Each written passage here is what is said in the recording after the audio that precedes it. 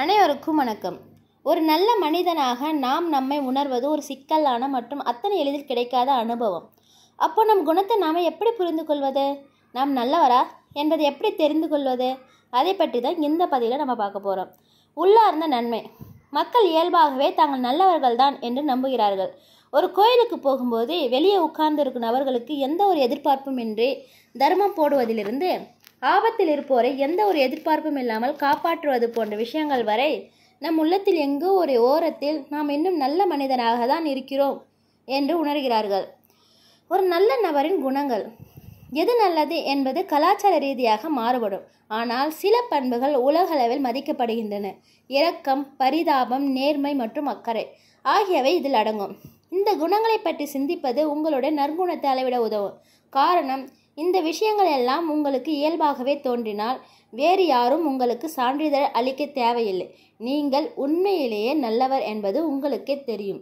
மனித நேயத்தை காப்பாற்றுவது. மனிதாபிமானத்தை கடைபிடிப்பது ஒவ்வொருவரது வாழ்க்கையின் முக்கியமான அங்கமாகும். இன்றைய அதிவேக இயந்திர காலகட்டத்தில் நாம் நம்மை காப்பாற்றிக் கொள்ளவோ அல்லது நிலைநிறுத்தி கொள்ளவோ இரவும் பகலும் பாராமல் ஓடிக்கொண்டிருக்கிறோம். இதற்கு நடுவில் யாரோ நம்மிடம் ஒரு உதவியை நாடும் போது எந்த ஒரு தயக்கமும் இன்றி நாம் இறங்கி வந்து உதவினாலே அந்த இடத்தில் மனித நேயத்திற்கான நல்ல குணம் உங்களிடம் இருக்கிறது என்பதை நீங்கள் புரிந்து கொள்ளலாம். கருணை செயல்கள். கருணை செயல்கள் நன்மையை காட்டுகின்றன. வாயில்லா ஜீவன்களுக்கு உணவு கொடுப்பது, அதை வளர்க்கிறோமோ இல்லையோ தொந்தரவு கொடுக்காமல் இருப்பது, நாம் பயணிக்கும் போது வழியில் யாராவது விபத்தில் சிக்கியிருந்தால் நம் நேரத்தை பொருட்படுத்தாமல் கருணை எண்ணத்தோடு உதவ முன் வருவது போன்ற விஷயங்களும் ஒரு நல்ல மனிதருக்கான சான்றுகளாகும். இந்த உலகத்தில் இருக்கும் மனிதர்கள் பலரும் யாரோ ஒருவருக்காகவோ அல்லது ஒரு சமூகத்திற்காகவோ நல்லது செய்து வாழ்கிறார்கள்.